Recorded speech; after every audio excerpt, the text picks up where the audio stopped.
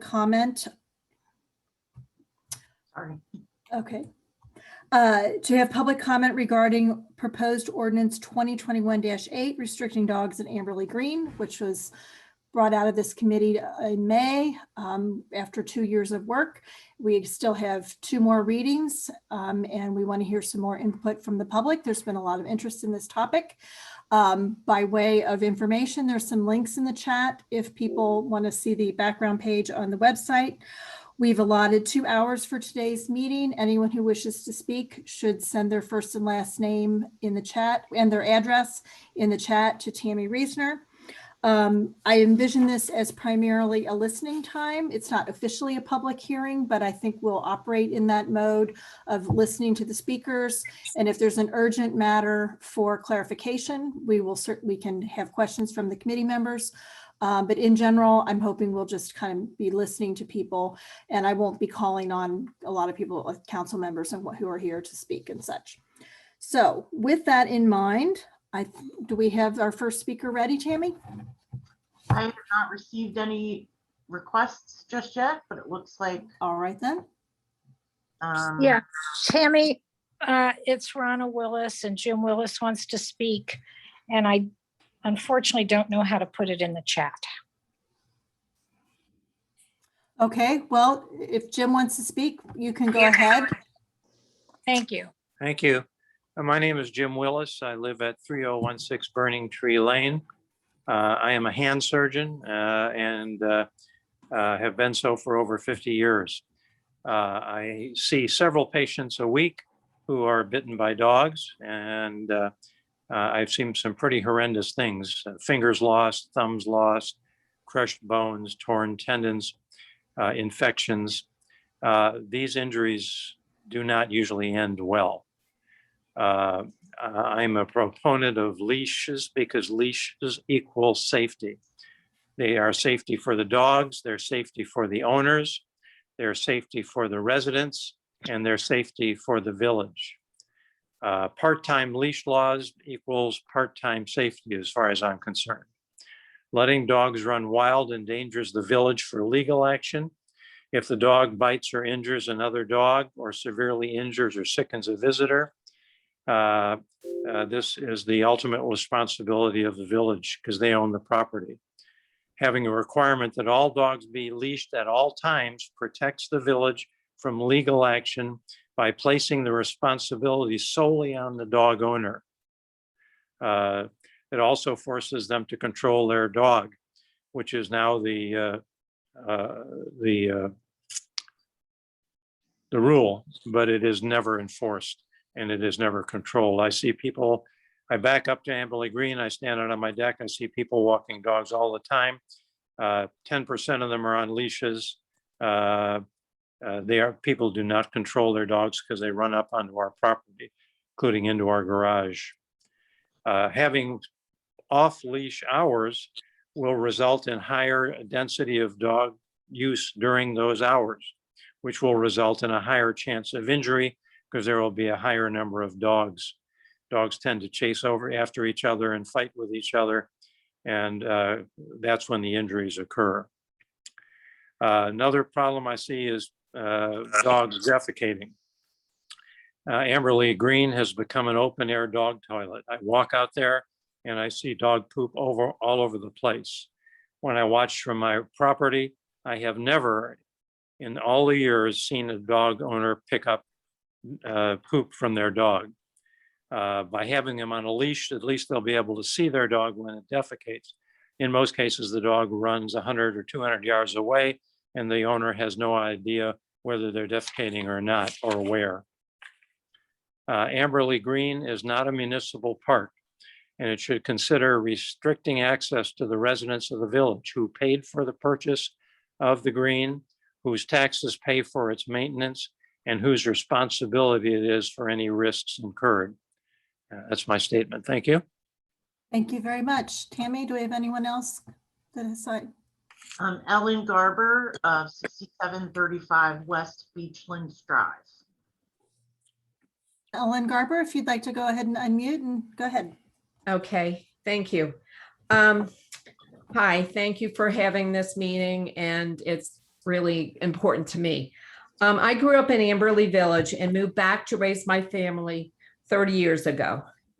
Amberley Green is not a dog park, but a beautiful green space for Amberley residents to enjoy a park-like natural setting.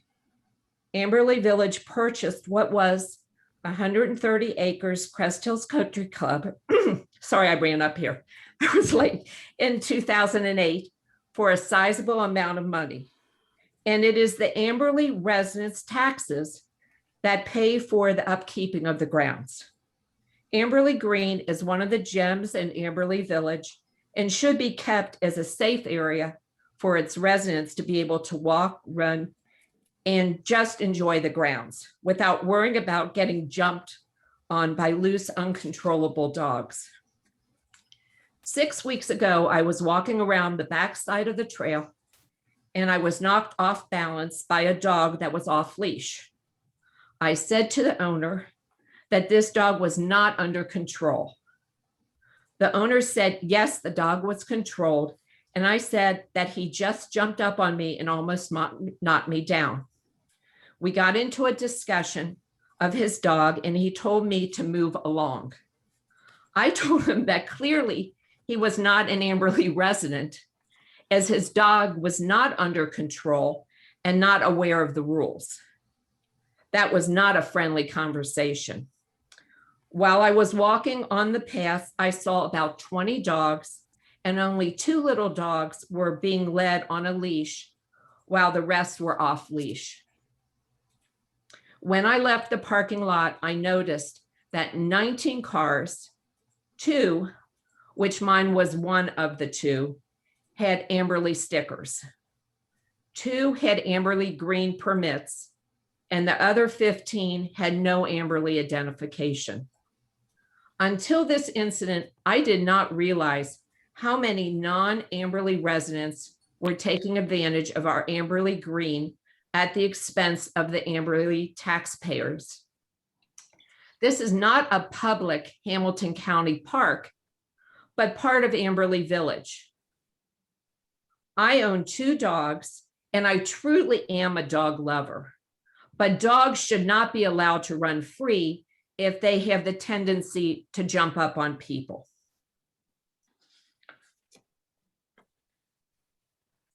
I have a few questions to ask now. So that's what happened to me recently. What my first question is, when did we start prioritizing dogs being able to run freely over the safety of our residents enjoying the Amberley Green? And these are kind of, I don't know that I expect you to answer. We're not really engaging direct. We want to hear input because we are trying to address the situation. So we're seeking input for that purpose, but feel free. So absolutely, let me go on then. So these are rhetorical then questions, okay? And how will the village enforce the compliance with the ordinance? Because that's an important question as well. And as I am walking and observe violations, what process will there be in place to report offenders? An ordinance is only as good as if it is enforced. Otherwise, it's an ordinance without anything behind it. And my fourth question is, at what point did the village, and this is one I would like an answer to at some point. At what point did the village decide to turn Amberley Green into a public park? For years, it was only residents or people who had registered their vehicles for an Amberley Green sticker. All Hamilton County parks require a sticker at the end before they enter. This is not about exclusivity, but about safety. Why are the original rules of the green not being enforced anymore? All right, thank you very much. If you have not already seen the background document. I did. Okay. All right, thank you very much. Who is next, Tammy? Dan Huxema, I hope I'm pronouncing that correctly. Huxema, I think is how it's Huxema. pronounced. 2875 Belkay. Before we continue, I just have a question, Peg. For Okay, that last question that the resident asked, I'm not suggesting that it be addressed now. What, if it's not in the narrative, if it's not in the current narrative of the history of Amberley Green, then I would ask Scott to try and address that as best as possible. Thank you. do you mean right this minute or at some point? No, at some point, not this Okay. minute. It's just for. Got it. Great. Thank you for that. Okay, Mr. Huxima, feel free to go ahead. And you can unmute and unvideo when you speak, or turn on video rather.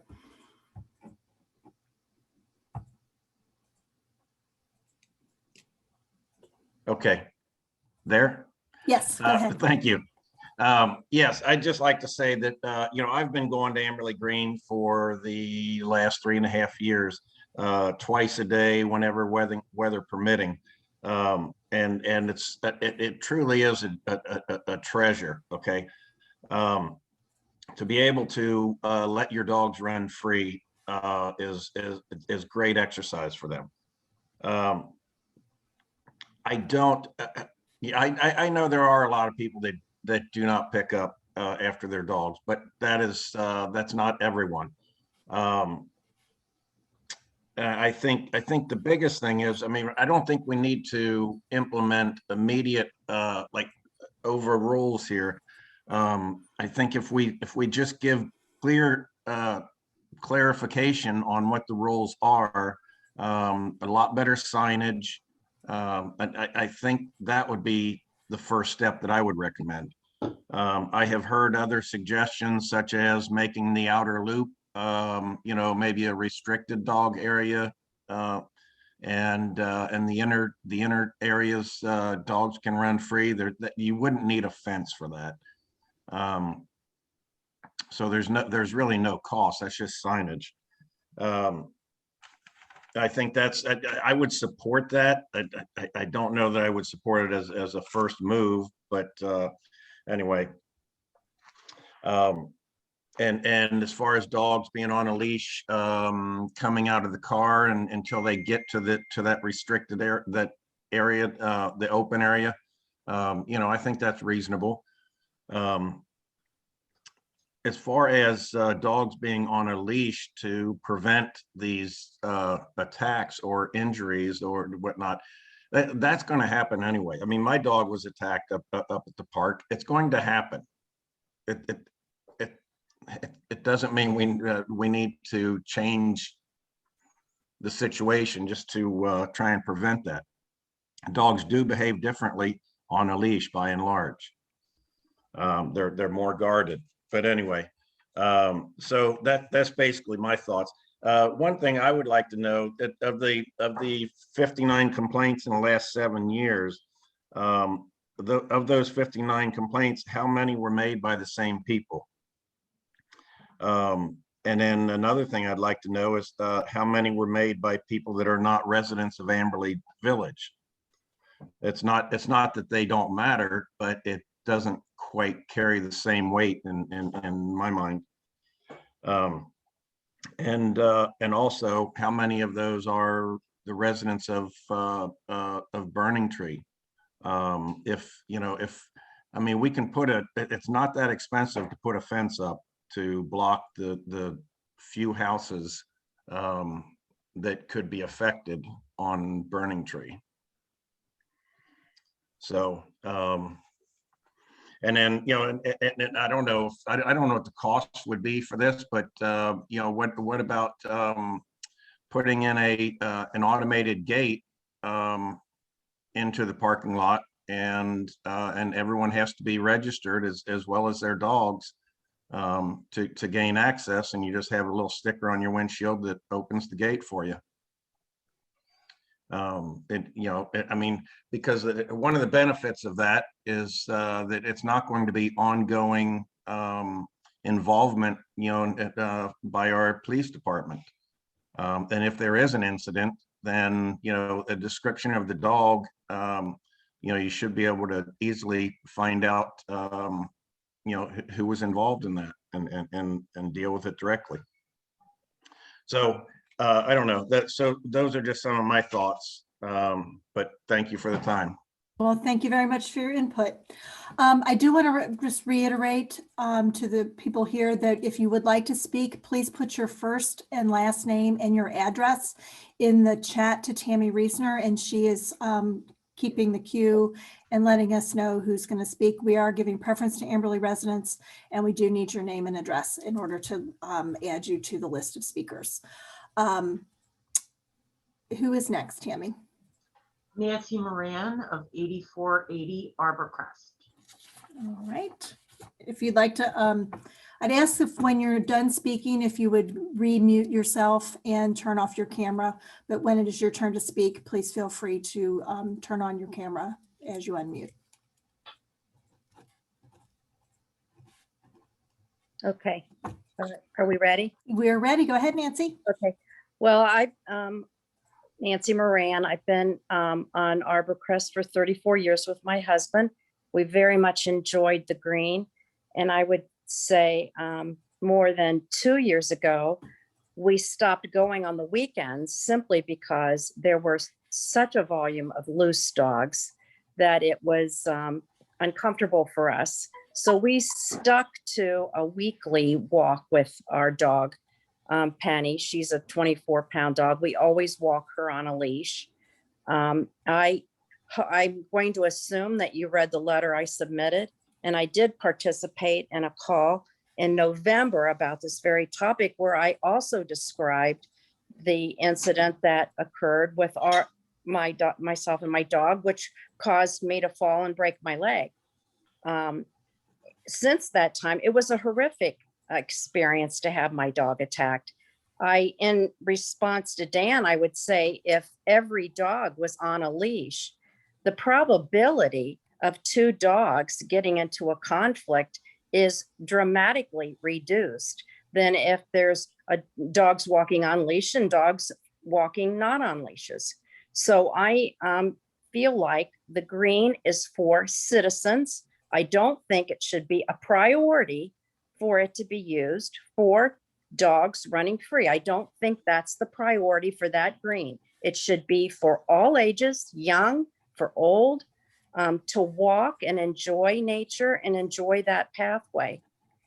In my own experience, we do pick up after our dog, and I do see others pick up after the dog. I do see some waste along a pathway, but it's not the majority of times. But when the dogs are running free in an open field, I've witnessed many times the dogs defecate, and that's not picked up. And I would, I guess, refer to Dr. Willis's comments. He lives there and he's on his deck and sees more than the hour time that I'm walking. So I feel like the other point I'd like to make is many people have had unfortunate experiences there that have not been reported. So I would not use whatever volume of complaints you have at the city council to be equated to the total number of incidents or calls. Now, so my preference is that we have a leash law, everybody abides by it. If these off-leash people believe that their dogs are under control and they believe dogs should be under control, then I don't see an objection then why they wouldn't control their dog with a leash. Now, I just want to have a couple comments about the ordinance, because I'm assuming after the November call, the ordinance was a remedy to that, even though that call happened many months ago, more than 6 months ago, and here we still are. But I would like to make a comment about the ordinance under part D, under E.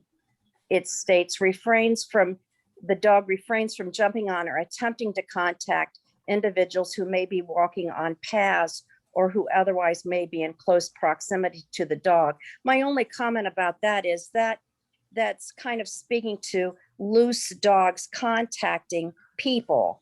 In my experience, the dogs didn't contact me, but the dogs always were attracted to my dog. I want those dogs away from my dogs. I don't want them to touch my dog. I don't want them to stick their nose on my dog. And again, and I'll say the second speaker, I would reiterate, if I've said anything as nicely as I can, please control your dog. I get eye rolling. I would get rude comments. I would get indignant, and to the point that I don't go there anymore. I'm not out for conflict. I'm just out for a nice walk with my husband and my dog. So I don't want to be treated like that by people on the pathway, and I don't want their dogs to come up to me. So I think that I am asking council to represent all of us as citizens of Amberley, because I do feel there's some biases within council about off-leash issues. And that's my feeling. And I feel like there have been biases that have held this up. And so I feel the council's responsibility is to represent us all, to set those aside. And I'm not, and the signage has already been mentioned, but signage should have been up there long before this. Here we are again. So I'm discouraged with this issue, and I very much hope that this can be remedied. And that's the conclusion of my comments. Thank you very much. And who is next?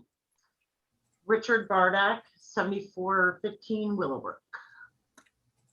Is there other citizens wishing to speak? Colin Driscoll. Rich, I'm not calling on council members at this point in time because we have lots of opportunities to speak on the issue. I want to make sure all the citizens who are here get to speak from the community. So let's go on for now. We can come back to Rich if there's time. Okay. Colin Driscoll, 6600 Ridge Road. Hello, I've spoken to this committee in the past about the proposed dog restriction, so I'll just briefly summarize my thoughts. I consider myself a power user of Amberley Green, as I've spent quite literally thousands of hours there with my dogs over the years. Other power user residents come to mind: Jim and Ava Frank, John Dolman, Dan Huxema, Rich Bardock, Steve Couchard, and others. As a group, we've spent well in excess of 10,000 hours there. Councilman Bardock suggested a community-wide survey of residents. Just last week, I think I got my first survey request from a village committee, the very new We Thrive committee. If the We Thrive committee can survey residents, why not the Parks committee? Dave, another resident, copied me on a letter he sent to the village, citing specific relevant village ordinances covering many of the issues mentioned, summarizing the need for enforcement of current ordinances rather than, costly, confusing new ordinances. At the last council meeting, I suggested a possible solution might be to designate the outer loop as a walker, jogger only loop, while leaving the inner loop as off-leash, under control, keeping dogs away from stated problem areas, such as the community gardens and residences along Burning Tree. Without exception, every dog owner I've chatted with is in agreement that this could be a solution. The outer inner loop seems to be a reasonable first step towards creating that better, more respectful environment envisioned by Mayor Muthing.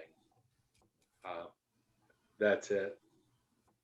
All right, thank you very much. Okay, thanks. And next up is, I have no one in the queue right now.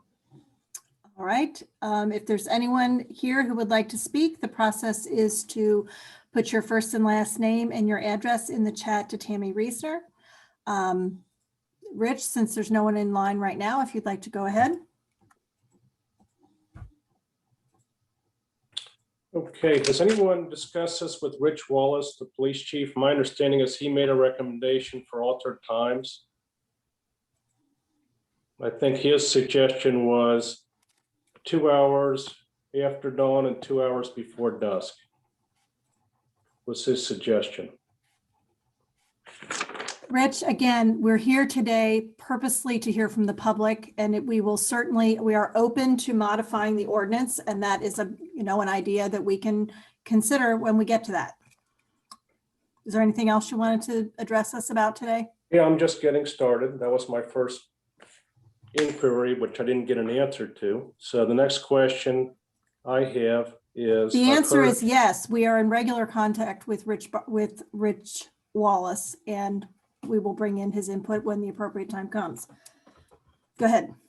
Dogs are more aggressive on leashes. I've experienced that multiple times when I lived in different neighborhoods walking my dog on a leash. They are far more aggressive on a leash than off leash.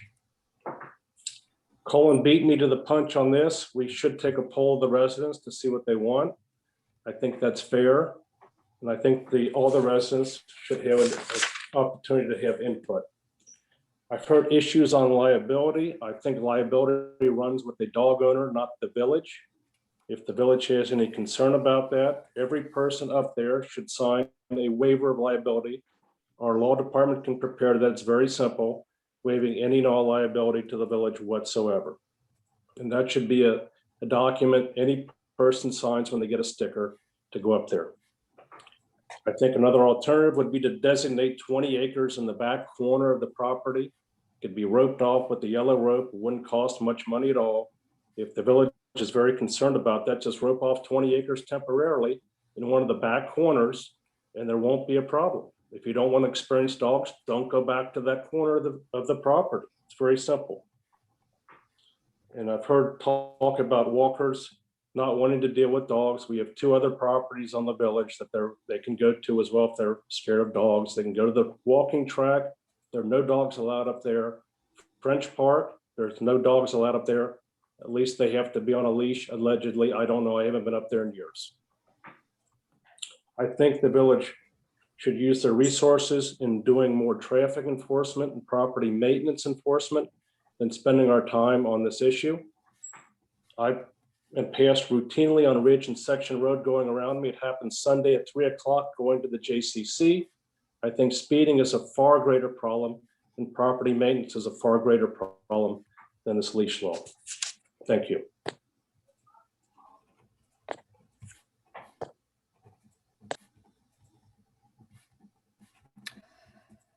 Okay, is there anyone else who would like to speak? Frank Gallenstein of 8133 Fontaine Court. Okay, if I can just interject for a moment, just have a question, another follow-up for the village manager. This has now happened a couple of times. People have brought up this question about liability.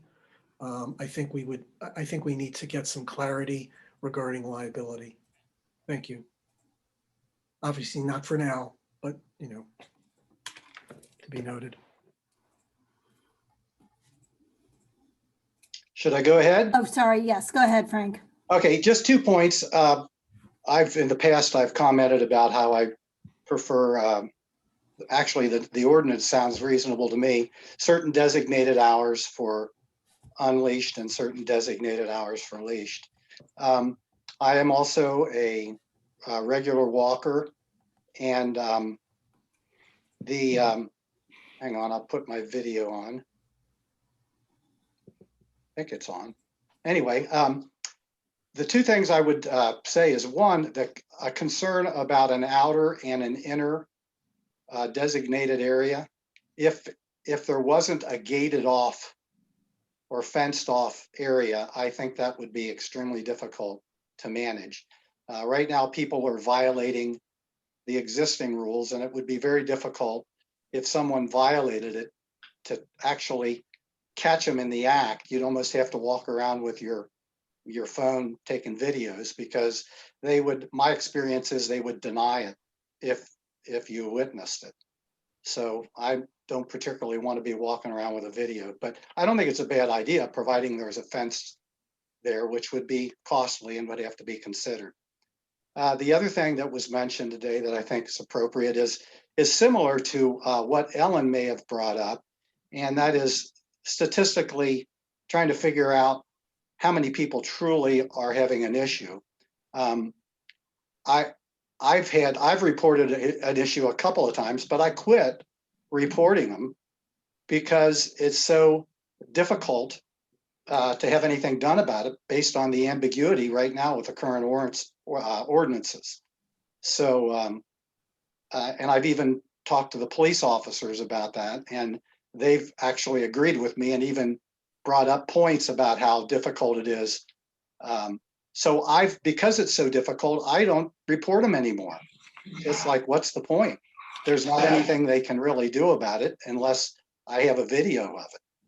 So I don't think that's probably an accurate description.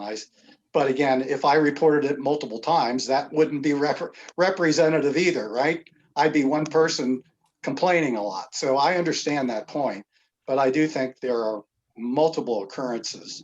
And I might add that a lot of the regulars that talk and speak about talking to regulars, I've never talked to them about it. And I talk to a lot of people out there too. And the people I've talked to, there are a good number of people that like to have their dogs run free and others that also would like to see them leashed. So I see pretty much a broad spectrum of pro and con. And that's all I had. Thanks for giving me the opportunity. Thank you first. Thank you.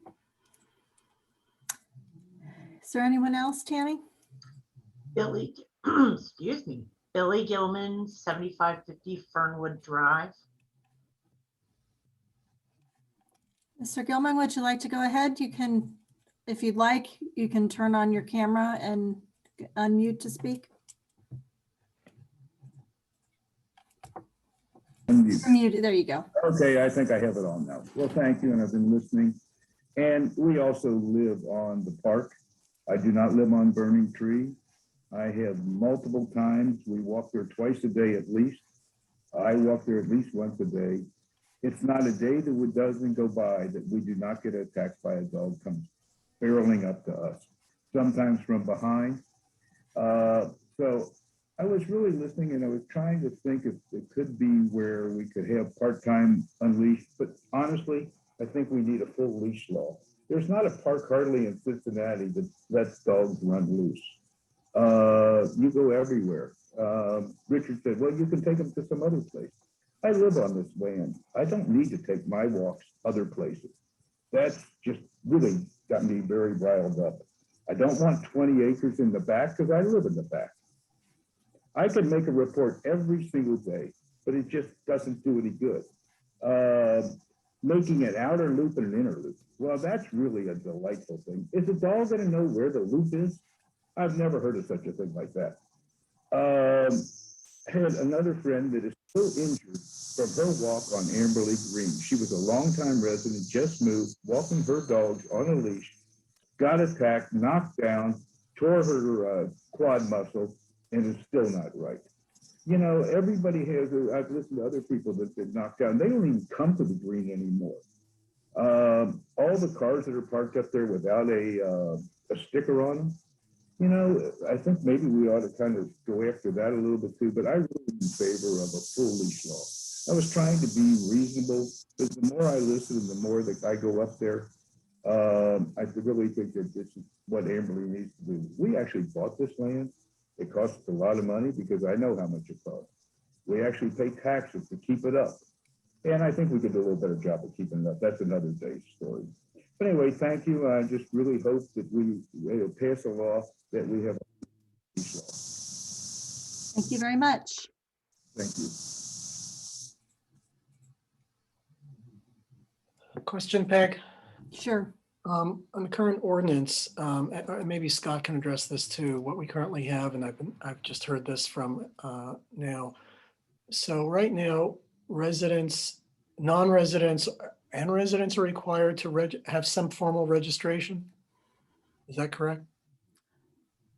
Residents can get, you know, the little AV sticker Right. that you have to go to the police department and, you know, show your ID that you live in the village, and you can get that. And Right. then people who don't live in the village are supposed to go to the police department and register their car or their, you know, who they are. And they get a different sticker for Amberley Green that they should put on their car. That is what is supposed to happen. So have people been found in violation of that? Is that, you know, it's periodically monitored, Scott? There are times when our officers will drive the lot and note those vehicles that do not have a sticker, and we'll make the owners aware of it. But it's not something we patrol all the time. So it's not consistent. So And it's not something we actually cite people. that's what I was for. going We to just, We just ask them to come and get the sticker because we just want to know whose car is at Amberley Green. So it's not a citation. It's not that kind of an approach. It's we just want to know who is there. And does that mean we have no ordinance that could include a site that could have a citation? I mean, we could get back to it. You don't have to give me the answer. I don't know the answer to that question. I'll check though. Okay, fine. Thank it's a you. good question. I'm kind of tracking them too. Okay.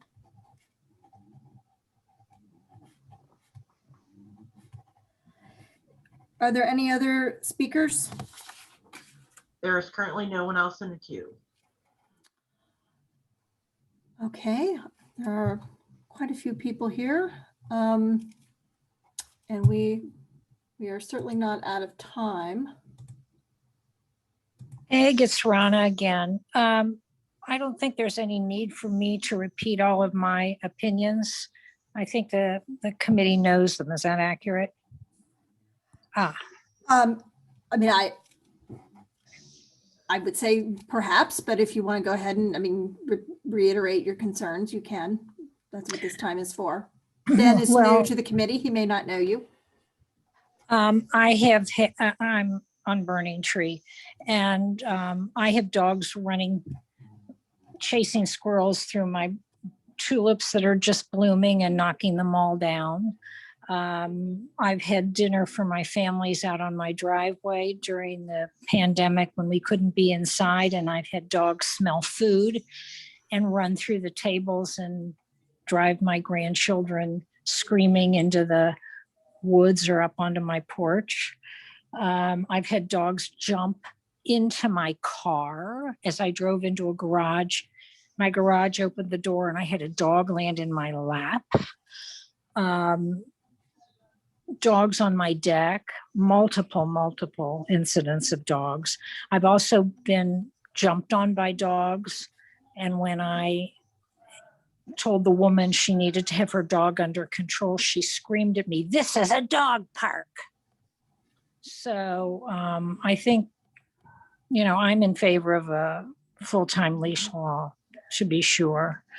And then I've heard there was just recently a terrible injury. I don't know if the dog survived, but he was taken to the dog hospital, attacked by another dog. He was on a leash and the other dog was not. So I just want to thank everyone for their comments, and I totally agree. We need a leash law. And thank you. Okay, thank you, Rana. Just making sure that everyone knows that the chat button is at the bottom. Usually if you're on a laptop, I'm not 100% sure where it is if you're on a smaller device. If there's any concern, if anyone is unsure how to raise, put their name in the chat to speak, you can, unmute or something if need be.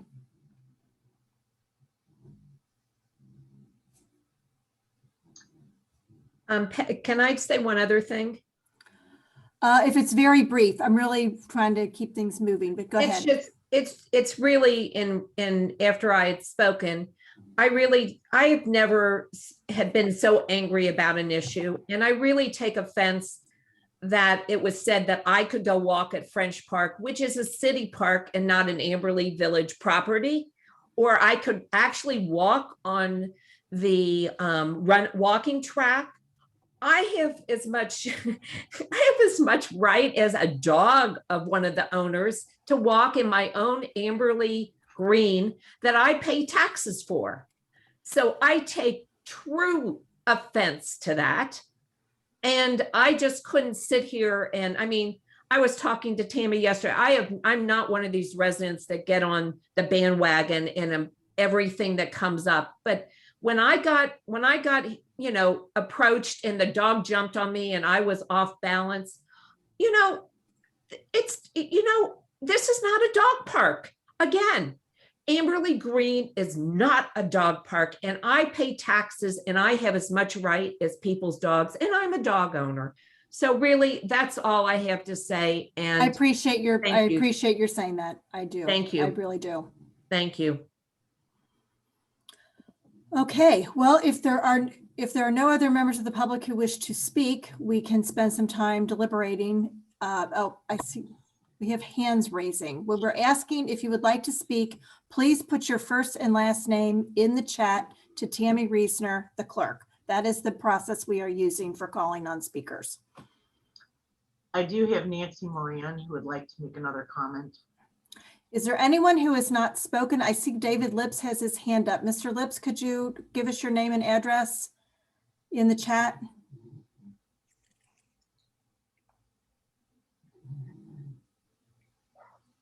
Okay, well, Nancy, go ahead with your follow-up.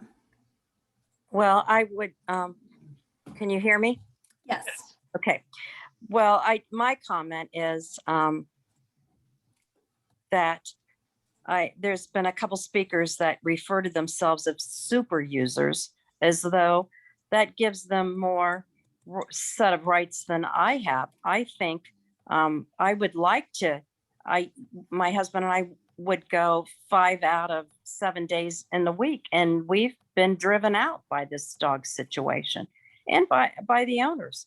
So I think that's unfair. I am questioning that Rich Bardock can be objective as a council member on this issue. And again, I would ask that you consider all citizens' concerns. I don't think that that leashes cause problems. But that's an old refrain, that it's the leash dogs that cause the problem. It's not. It's just flat out not the case. I've never been afraid of dogs. I've always been a dog owner, but you either hear that how friendly and in control their dogs are, that the leash is the problem. That's really rich. So I am asking that council be objective and represent all citizens as you have been elected to do, and not put your personal biases in place because you want to run your dog free. I think the other irony is that we live in Amberley, where we're living all on an acre or more of property, and you can stand in your backyard with a ball and throw it 100 times and run your dog like the rest of us do, rather than telling us to walk our dog somewhere else other than the green, which is in our own village. So that's what I have to say about that. That was a rude, objectionable comment by a council member. That's very pathetic. Thank you. Thanks, Nancy. Okay. Carrie Lips of 8291 Ridge Road. Okay. Ms. Lips, if you'd like to go ahead, and you can turn on your video if you like as you unmute. Okay, hi. I really wasn't planning on talking today, but after listening to all this, I felt like I had to. I'm 100% for an all leash law. I've lived in Amberley since 1985. My husband and I are dog owners. We used to go to the Amberley Green regularly. I can't stand going anymore. We are always attacked by dogs, always. Last time, then every once in a while we'll say, well, let's just try it again. Never works. I would say we like to walk 3 or 4 miles at a time. 5 to 10 times there's a dog coming after us. And then it's like, well, sorry. Or do you want me to put a leash on my dog? Well, I should not really be the person telling you what you should do with your dog.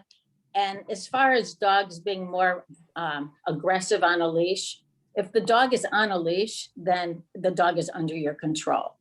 I used to love taking my dogs there, but no more because they're always attacked. So I'm for all leash law, no outer inner loop. I would rather not even have certain times. I was at Swain Park yesterday and totally impressed that all of the dogs were on leashes. It was the most pleasant experience, and I wish that Amberley Green was like that. But I used to really like going, but I just can't go anymore because it's just not enjoyable. So that's mine and my husband's point of view. Thank you. Can I ask one clarifying question? When you Sure. use the word attacked, could you? Yeah, I guess I'm exaggerating with the word. Well, I attack. just wanted, if you could speak a little more specifically, that's a general. Running up to me, jumping up on me, jumping on my dog, that sort of behavior, not biting, but running up to me. Understood. Thank you. I just wanted to be as specific as possible with that. Sure. Thank you for your input. Thank you for speaking up.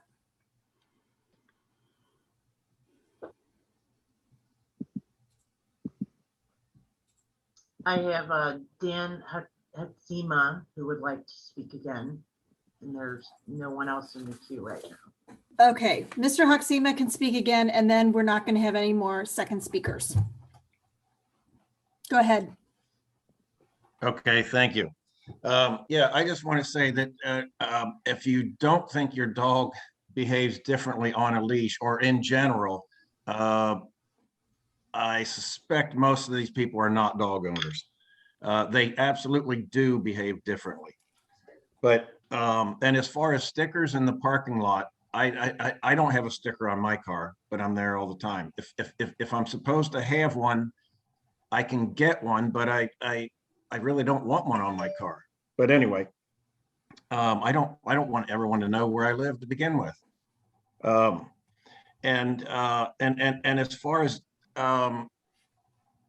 making the right decision here and getting everyone involved, I think we absolutely need to have a survey done, so that we know where all the residents stand on this issue. And then, yeah, and thank you for clarifying the description on attacks, because I think that was grossly overused. I didn't, yeah, but anyway, that's all I wanted to say. Thank you. Okay, thanks. Okay, committee members, would you like to offer any comment at this point? Where are you at with the issue? Right now, procedurally, for the benefit of everyone, the ordinance was given its first reading at our May meeting. It will have another reading at our June meeting, which is next Monday. And then the third reading is in July. And at that point, we will presumably take a vote. And it can be modified. We can make amendments to the proposal as we, members of the committee, could make a modification to our proposal, or any council member in a meeting can make an amendment, propose an amendment as well.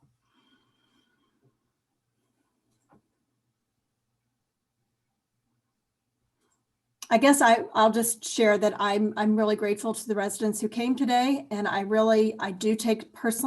take seriously my duty to represent all the points of view, and I regard this as a public safety issue. Scott and I have raised the question of a survey, but we are concerned that there is not a feasible way to get good results from only residents, and that we have a lot of data about issues there, and it's not really a question of a survey. Should we keep people safe at Amberley Green? We've clearly have clear evidence that we have a public safety issue there. And it was really striking to me in preparing, I helped staff prepare the background memo that we posted in preparation for this meeting, and to really reflect on the evolution of the property over the years, and that and the perception that it's a dog park. I've heard the mayor say many times, we're trying to change behavior, we're trying to change behavior. And I think what I have learned over the course of these last several meetings is I think we're needing to do more than simply change behavior. I think we're needing to recalibrate the public perception of this property, that it is open space to be enjoyed, but it is not a dog park, and it is not, the goal of our process is not to make it maximally for the benefit of dogs. We have got to balance. I mean, I hope to preserve some ability for off leash because that has clearly been expressed by some residents as well.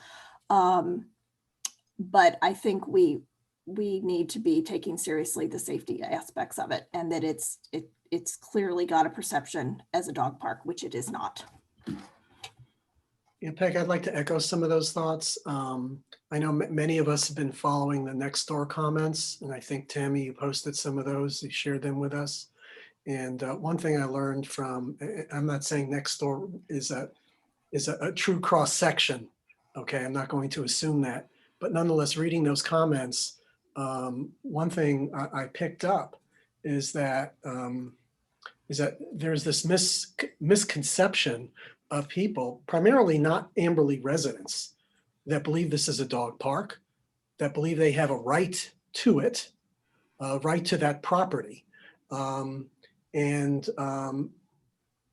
frankly, you know, Amberley Green belongs to the village.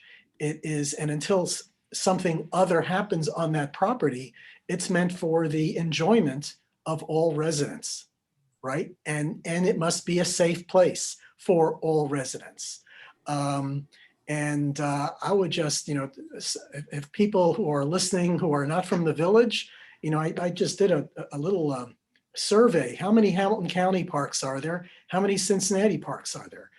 There are 17 Hamilton County parks. There are 42 Cincinnati parks.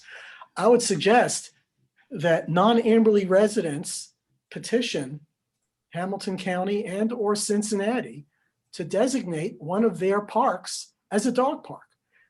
This way, you know, owners from the tri-state can go. But Amberley only has this one property. We don't have multiple parks.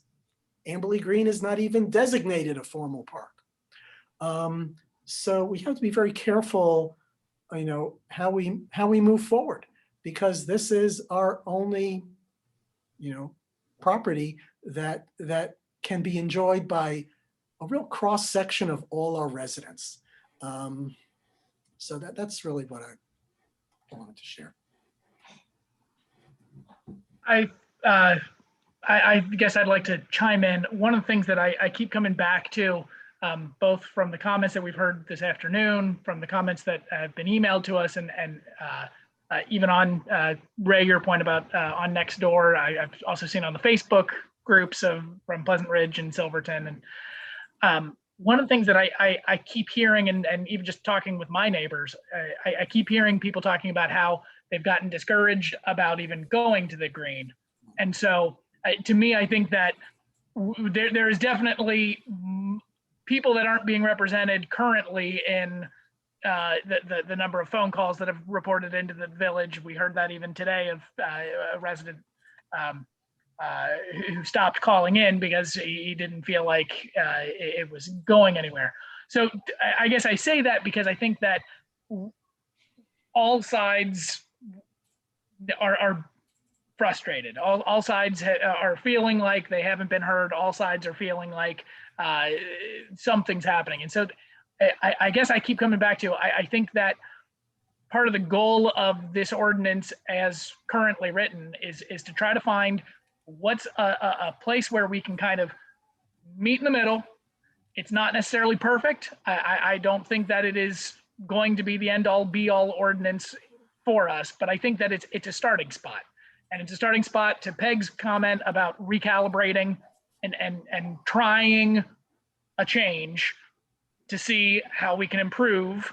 And part of the original goal, my understanding is that we want to revisit this again a year from now so that we can use the data that we learn over the next year in order to make sure that we keep making this something that can not only benefit our dog owners and dog users of the Amberley Green, but also all of our residents. Because again, Ray, you just said it, all of our residents, we are the ones who are paying for it. All residents should feel welcome at this property. So I think that right now, I feel strongly that I think that the hybrid, that this compromise, I think it's a starting spot. Scott, Could you explain a bit about the possibility of moving the afternoon session to a different Yeah. slot? Because that doesn't seem to please anyone. Sure.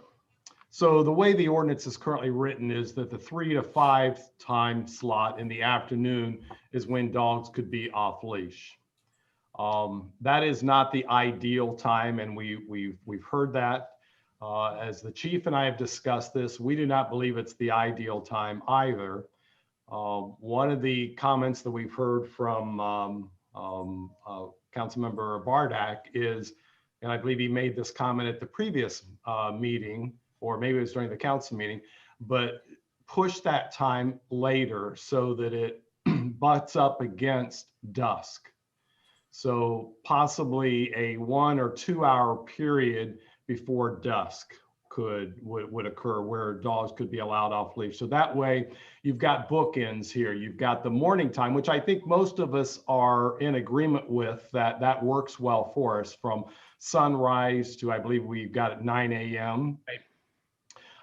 But if we could do something on that afternoon, I think that might be more palatable, where if it was 2 hours before dusk. Now, the issue with that in terms of implementing that is that dusk is a moving target. So as we get into the winter, dusk is going to get earlier and earlier. I think that is an issue that we can deal with in terms of enforcing that in a better context as to when dusk is and identifying those hours. It is a bit of a moving target, but I think it's something that is doable. The chief and I have talked about it. We both are committed to, if that's what the committee and the council would like to see, we'll make sure that we get that communication out about when dusk occurs and when that 2 hour period would be. Don't have the details about how we would work that out, but certainly that's what we believe is enforceable. The concern I have there is the one that I have had all along, well, actually, I haven't had it all along. Alita first raised it, is are we then making the most desirable times to walk only off-leash times for people who work? So 2 hours before dusk in the wintertime is going to be 3 to 5. It's the hours we've already designated. In the summer, what is that, 7? I mean, when it gets already, early morning is for dogs, so off leash. So, when it's 95 degrees, 7:30, 8, if you wanted to walk then, dogs are off leash. In the, right now, what's dusk right now? 6 or 7? 7? Oh. So the cooler times of the day in the summer are going to be off leash times, and the heat of the day is when, I just don't know. I really am concerned about that. I'm really concerned that the balance between ease of administration and accommodating different uses we still haven't found it. Like, I know you don't want to go toward different things on different days, but I'm wondering if it's only a Monday, Wednesday, Friday or something. And that does get more difficult. Another option is to not have an afternoon or evening time. So just do a morning time. That could be a starting point for this. I think one of the other items that the chief and I have discussed is in regards to if there's going to be, our busiest times in the police department are in the morning, typically traffic related, and in the evening. So during that rush hour period. So that's another reason to not have the non-leash hours from 3 to 5 in the afternoon. So if that could be pushed back closer to dusk, that would be helpful from a workload standpoint for the police department. But alternate days get difficult to implement. But once again, I think it's really, once the committee comes up with a firm recommendation beyond what you've already done, if there's going to be any modifications, and once council adopts that, we will make this happen. It's all very doable. It just some of them are easier to implement than others, but we will make it happen. Signage is going to be part of whatever we do. We know that. Signage is critical, and we have held off on any kind of signage. Just a refresher here. When we embarked on this in the spring of 2019, we started with our newsletter and we started doing social media posts, and we continued with that.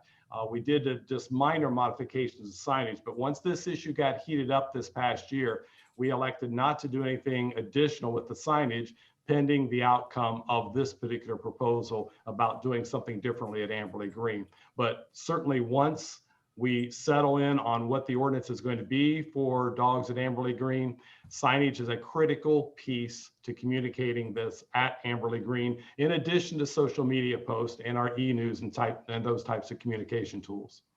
I'd like to add, what I hope, and maybe this will be addressed at the council meeting. I'm concerned about enforcement, how this is going to be enforced, because we've heard that very clearly this afternoon, that basically nothing is enforced today. And so how are things going to change? Well, one thing that will be changed, Ray, is we will have something more tangible to enforce.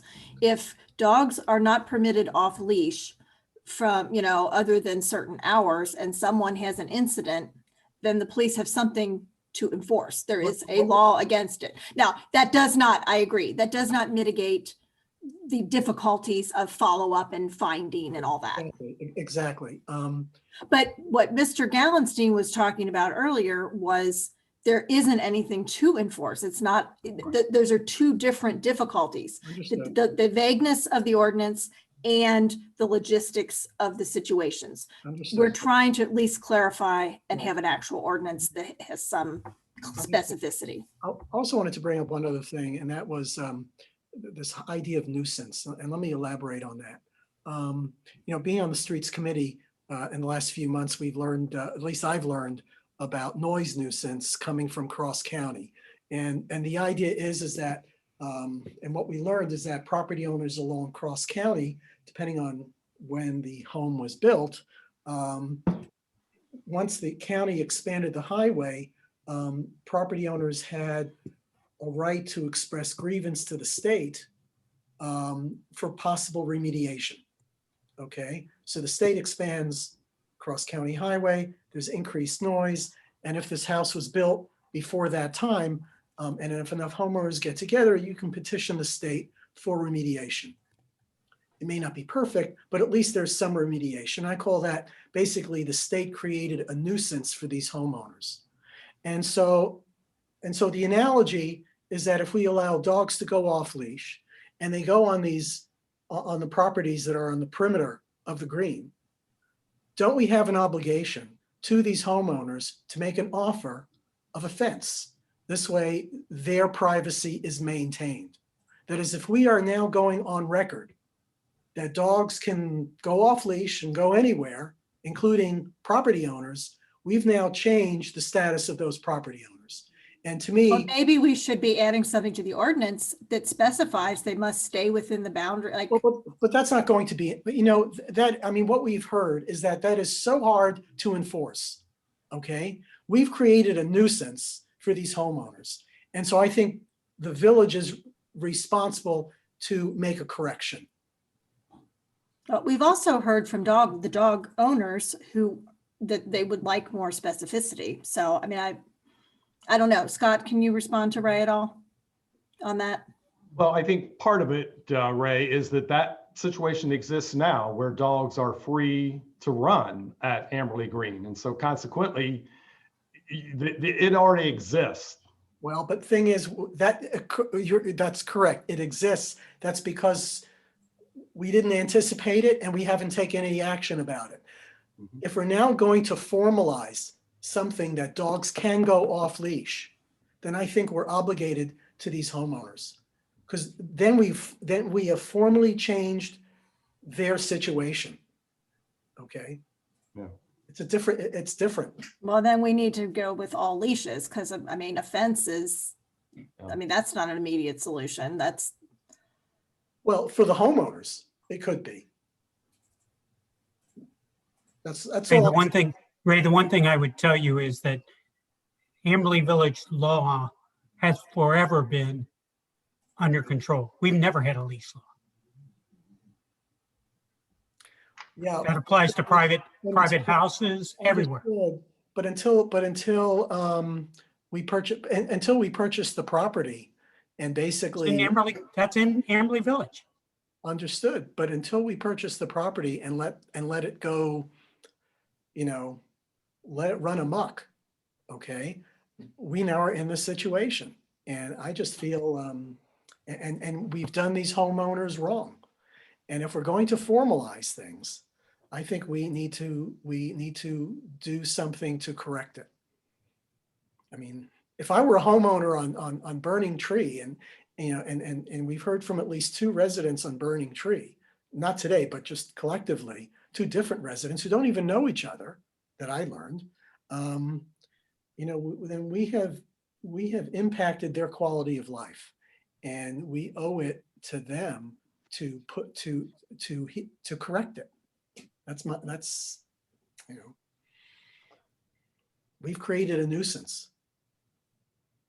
I mean, it's the short of it.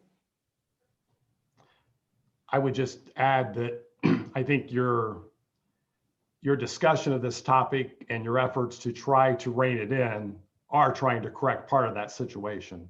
So I think we're headed in the right direction. It may not make it 100% palatable, but at least you're headed in the right direction to bring it under control. Well, I agree with you. I don't disagree with you, Scott.